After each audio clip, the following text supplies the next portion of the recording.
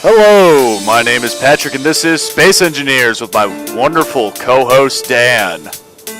Hi guys, welcome back to Space Engineers. It's been a long time since we've done this. I know you guys have probably been busy doing other stuff since we were gone, but now we're going to start reintroducing some new content, and hope you guys enjoy. Anyway, take it away, Falcon. Alright, so, I've been gone for about 11 months. I've been on a long deployment with my current occupation. And during this time I was gone, I took some time and built a few things just for shits and giggles. Hey, I could hear you breathing on your mic, dude. Sorry. Yeah, it's all good. But yeah, and yeah, I built a few things I just wanted to show you guys. Anyway, the new transport. You guys might remember the little transport I used to fly around in every single video. Well, this is the new one. Call it the Mark 6 Heron. I'll go over it later in another video. But for now, let's go check out this ship I built. This is by far the largest ship I've built since during my time away. And yeah, it's been a nice long time, and I'm glad to finally be back. This is the Mark 6 Heron, the small transport variant. And this is what I use to travel and whatever. And this is the Akula. For those of you who don't sprechen the Russian, Akula means shark, and it's kind of a cool little design I made. Simple. Using some mods. After a while, I decided to finally start using some mods while I was on this deployment. So, frame rate drop. That's normal. I'll fly us into the little landing pad I have on the back of it. Yep. Oh yeah, thank God they fixed the landing pad speed maybe. Oh, just as I say that, you break a landing pad. Anyway. That is not supposed to happen. I barely tapped it. It might just be this lag, I don't know. Anyway. Oh, yeah, it happens all the time. Anyway, go ahead and get out. This is the Akula. You're strong enough to push it. Yeah, this game still has a lot of work to do. Anyway, let's show you the Akula. I have some large turrets. These are the middle turrets. Is what they're called on the game that I use. They're controlled by the gunner who sits in the cockpit. So let's go ahead and start from bottom to top, just like I usually do. Going in through this little door here. It's my little side entry. And I've even worked oxygen into this in a very fun way. Excuse me. Might want to close both. Okay, there you go. Yeah, you're standing in between me and those doors. You tap this button, and boom, oxygen. Or if I wanted to decompress, boom, decompressed. Oxygen. Anyway, we'll go downstairs and start from the bottom. The other thing is, don't ever forget to close the airlock when you have oxygen in your room. If somebody accidentally hits the decompress button, you lose all the oxygen in your ship. So, yeah, it's only in this portion. Every portion of the ship has its own oxygen vent, so you don't really have that issue with this ship. I took a lot of time into building this. I think this thing took me about 4 weeks of some time off to build, so anyway, let's start from the bottom. We're going to walk all the way to the front. All the way to the front. As you can see, these nice little signs direct you in every direction. The ship is mirrored on both sides with the exception of some parts, some areas in it. In the front here we have the the Armament Control Center. From this area of the ship, you could have a person sit here and control the armament I have. On it, I have some Gatling guns, 2 Gatling guns, 1 on each side, and 2, I guess it's called large sniper rifles on each side. I call them just large guns, because they do a lot of nice damage. And that's where you can control it. That's where the armor would control the entire area. Moving back, we have the airlock. These simple airlock rooms. From here, you can enter and exit the ship as long as we dock with another ship. I'll go over the docking port design later, the refits I did on it. Through here we have a simple passageway that also takes you in the front entrance of the life support room. This life support room's real nice. Pumps oxygen throughout the ship. It is also the primary oxygen storage for the ship, with the exception of some of the little areas I put around here to do that thing redundantly. Moving back, I'll show you some of the other mods I'm using. In here we have the galley.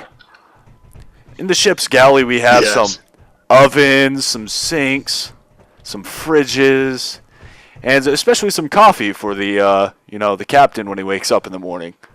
And over here, not copyright. I don't know what to say. Don't sue me. Well, I have these. This is part of the mod I'm using. It's pretty cool. I'm not sponsoring any of these guys, or I'm not sponsored by any of these guys. I'll probably take them out later. This is just for my own personal use. Not making money off anything about these videos at all whatsoever. Also to add, I even have the blast door designs I've been using recently. These blast door designs can open and close up in the cockpit. You can open and close them so that way you can control the armor of the ship. It actually prevents stuff from blowing out the windows and, rapid decompression that you would suffer if you were, say, in this room when it got hit by a weapon. Also more air vents. Precisely. On this side, this is the only part of the ship. This is one of a few parts of the ship that aren't mirrored. It's like 2 parts. This is the lounge. I didn't really know what to put as the sign of the lounge, so I just put an arrow. So, yeah. The up arrow is a lounge. Anyway, this is the lounge. You got a pool table / air hockey table / tennis table. I don't know. You got some benches to sit down in. Not billiards, got pockets. And then you got some TVs with some chairs. And you could have, the crew. It's a long day. They could go enjoy some movies in here and just chillax. Anyway, moving on. Going through the rest of the ship. We walk in here, and we have the crew quarters. The crew quarters is pretty much just these bunk beds I set up so that way the crew can rest and relax and be able to rest and relax while in flight. Yep. As we move further up, we have the medical storage areas. These medical storage areas are set up to where you can have people, come in, you'll close the door, medical and rehabilitation areas, the usual. And this is the staircase room. I'll go over the engineering part later. So we're going to go ahead and go up the stairs and go through here. This is the maintenance service tunnels I built. It also doubles as a defensive position in case your ship gets boarded. We're just going to continue up these little maintenance tunnels, and you'll enter the docking port control room. These docking port control rooms I have set up. I don't really know forgot how to use them. I kind of set them up. So one is to operate the pistons. So I'll just open up one of these. You won't be able to see it from in here, but you're able to guide the ship into docking. And up forward, I forgot forward. Yeah, forward. A lot of these lights that are turned off are just backup lighting I have that could turn off the primary lighting and turn on some other lighting. This is just the armory control, the armament control center. Once again, This is the giant control room. Person could go in here and mess with things. Mainly the armory. The armory commanding, the armorer commander, or whatever the hell I want to call them. You go in there and do stuff. So moving back to the staircase now. Yeah. I'm going to go up the stairs. And we're going to go up this way. You behind me? I am behind you. Albeit it's a little laggy. Okay, yeah, I got it. In here, we have the secondary life support rooms. One on each side. They provide the life support for the top levels of the ship. Includes a lot of batteries, some conveyors, some reactors, an oxygen generator, and an oxygen tank, so that way you could survive inside the ship. And this is cool. I'm going to take my helmet off since I'm in the ship. Woo, helmets! Because you don't need helmets to survive in here. Moving forward, these are the, we have some first aid stations set up. Go through this door. This is the captain's cabin. The cabin on the opposite side is the first officer's cabin. The captain's cabin, I figured the higher ranking people deserve better than a bunk bed, so they live in a pretty much a small apartment. They have their own bed, desk, table, full-size kitchen, and coffee machine.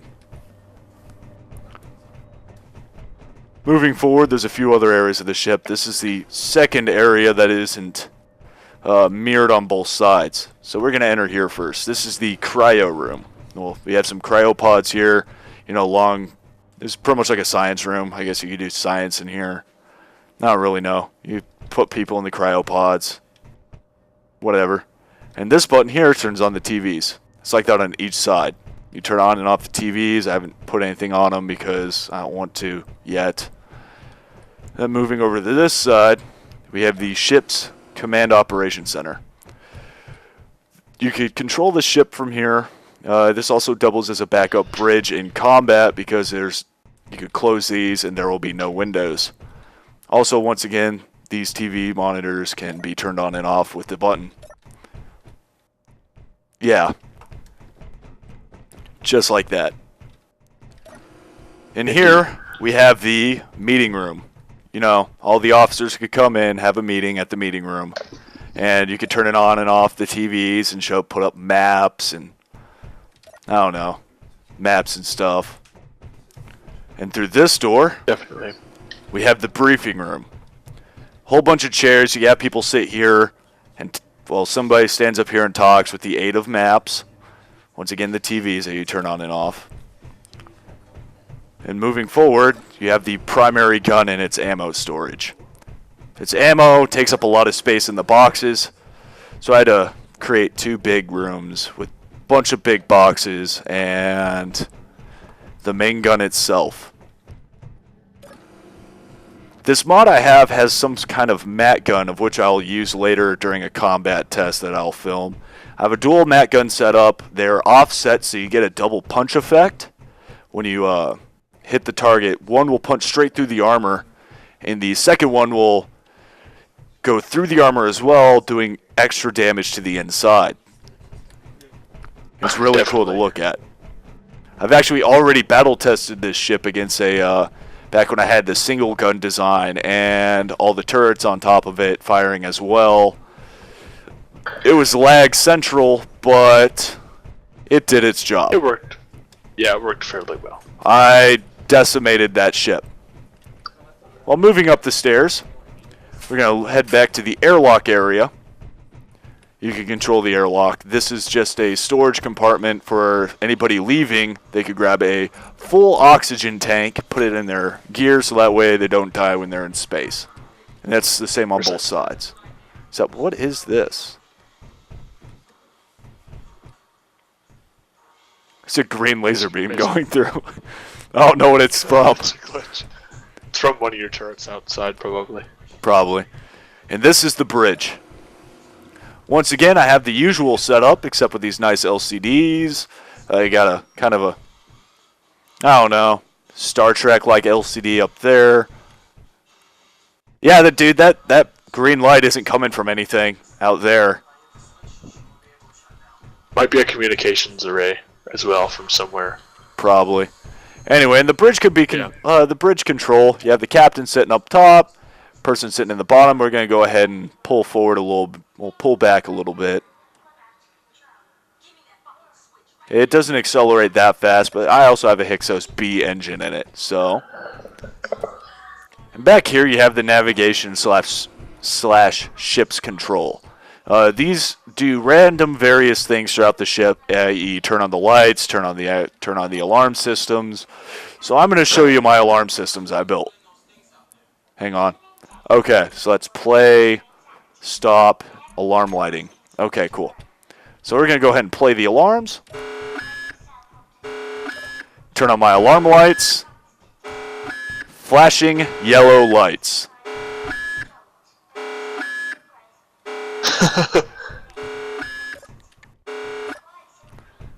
From over here, you can control the back portion of the ship. This is primarily the docking mechanism I use for fuel grabbing, and the lighting for the landing pad that I'll turn off because I think that causes lag. Anyway, let's go ahead and raise it real fast. This goes really slowly. This gives me another, I guess, 5 meters to fuel grabbing, so that way a person back here can spot and tell me where I'm at and be able to direct me in the proper direction as far as, Fueling goes. Refueling goes. Anyway, we'll go over the... Yeah. I also have one of these here. I think it looks cool. I don't really use it. I haven't messed with the in-game programming too much because my computer I was using was kind of slow at it and didn't want to do it correctly. Yeah. Now going all the way down to the bottom. Again. We're going to start off with the bottom level engineering and work our way up. There's only 2 floors and not a lot to cover because it's very simple and easy to use. Yeah, I'm making my way all the way down. Yeah, I hear you. And this is where Dan keeps spawning for some reason, so I might get rid of the first aid stations because people spawn at them. They kind of make me mad. In here, we have the primary engineering room. You control engineering from here. I have an AI console. I thought it looked cool. Doesn't really do anything. Just there to look cool. At least not yet. And what is this? I have a bunch of signs up. Well, danger high voltage mainly just means that there's stuff in here that uses electricity, like my gyros. This is a primary gyro room. Well, one of the secondary gyro rooms. Primary is in the very, very back. Indeed. And top level very back. Moving further back, we have the rear gravity. And these danger high voltage signs lead to the battery rooms. Now these battery rooms are set to where if I turned off the engines, I have about, like 10 hours of battery if I'm not moving. More if I start turning off systems, i.e. my backup lighting. I'll mainly turn off the primary white lights and turn on the backup red lights and turn off other non-essential systems. And you would have roughly, 24 hours of battery maybe, and that's also to run the life support. In here we have the primary reactor room, and these reactors are all upside down. So yeah, they all run off of the ship's interior. Where did that go? Oh yeah, that's a bottom turret. And it all runs off of the ship's conveyor system. Yeah, that's the word. The ship-wide conveyor system. It transfers fuel and everything to all the reactors, engines. Able to do a lot of stuff with it. And moving up the stairs, we're going to go ahead and break off to the right here. Well, left. We're going to show you one of the primary engine pods. Now, once again, these passageways all have the oxygen flowing through them, so that way people can breathe without the helmets. A lot of batteries. Now, the Hyksos engine I built is all sealed off behind this wonderful bulletproof glass wall. And it's red light, because I don't like people entering. But for sake of convenience, yeah, it is, because if you jump too high, you'll get sucked into a gravity well and wind up falling into one of those pillars at roughly 20 meters a second, and you will die. Yes, indeed. Anyway, I have that LCD flashing, do not enter, warning. But we're going to enter anyway because we know what we're doing. That, and I think I have it turned off for the most part. Yes, you have the mass blocks shut off, right? So. Yeah, well, this is all ran off mass blocks for now. We're going to try and do some experimenting with the, they're called space balls in the game. I don't know. They used to be called custom mass blocks, but they call them space balls, and I don't really understand. But, so we're going to do some experimenting, see if we could mess or tinker with it, make it go faster. Back here, every one of these pods has its own little reactor room that is set up with extra gyros. More reactors, conveyors running through it, blase, blase. You know the drill. Just like the rest of the ship. Moving all the way back to the start, we're going to go up the stairs.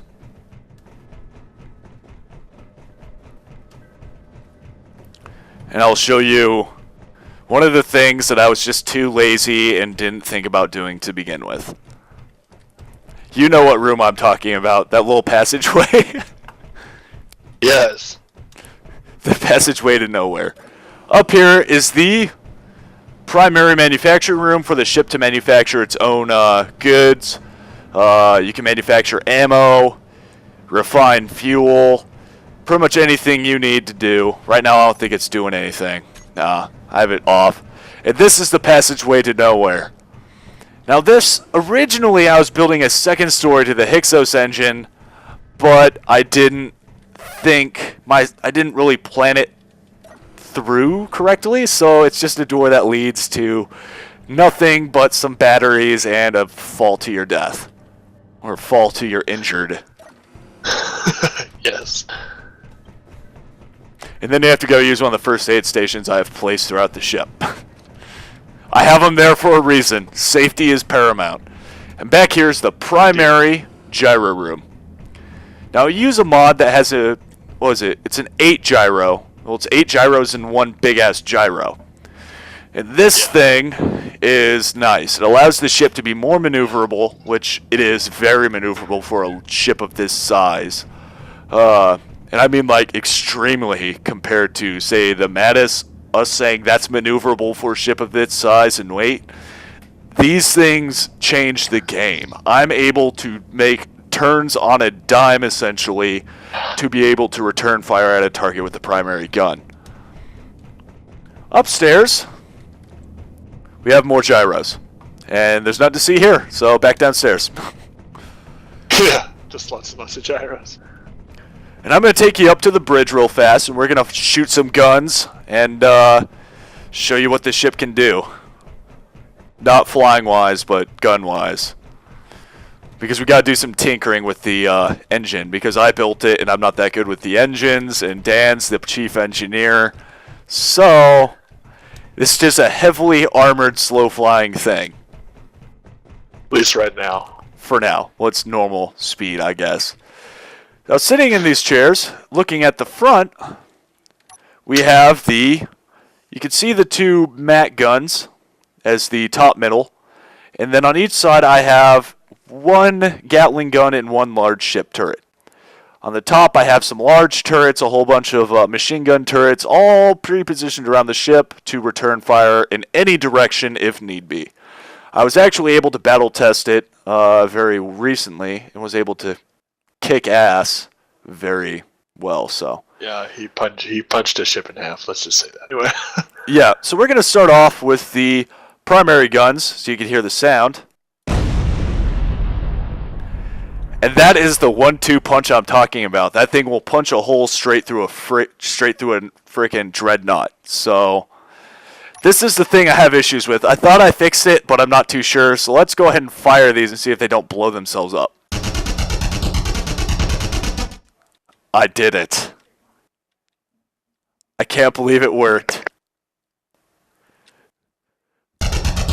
And they didn't blow themselves up. My God. Okay, and then we got this other large turret, this other large cannon that's able to punch holes. You can't really hear it because it's like quiet. I don't know why, but slow firing, and it does medium damage to a ship.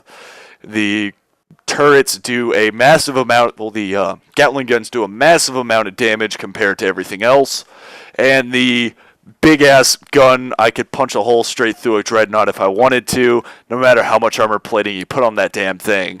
It took 8 shots to punch through the whole of this thing, and I'm talking about the spaced armor. So I'm going to go over the... Okay, sorry about that, guys. My game crashed. Figures. Anyway, this is the exterior of the ship. As you can see here, I added on the basic look of most of my ships. I have the spaced armor along with the solar power that I place on the spaced armor. You have a bunch of turrets on along the exterior of the ship. some big turrets, some smaller big turrets, missile turrets, machine gun turrets. And this ship actually looks very well put together, and it is a very heavily armored ship. My primary guns actually took 8 shots to cut through my spaced armor that I right now have that's too thick. Then you have a 2-block space, and then a too thick armored hull between that, varying on which area of the ship you are on, of course, but between the exterior of the hull and the interior of the ship. The engine bay, well, the little pods here, that armor is about 4 thick, which it makes it very hard to shoot through. And the little pod thingies, the little passageways to the pods, there's 2. There's one that goes to the, that actually goes through and actually hooks into my conveyor system as redundancy, along with the main tunnel. The secondary one's just redundant conveyors. And yeah, that's about it. Well, in closing, I'm going to be putting up a few more of these videos. And yeah, actually I wanted to show you this first before I close for good.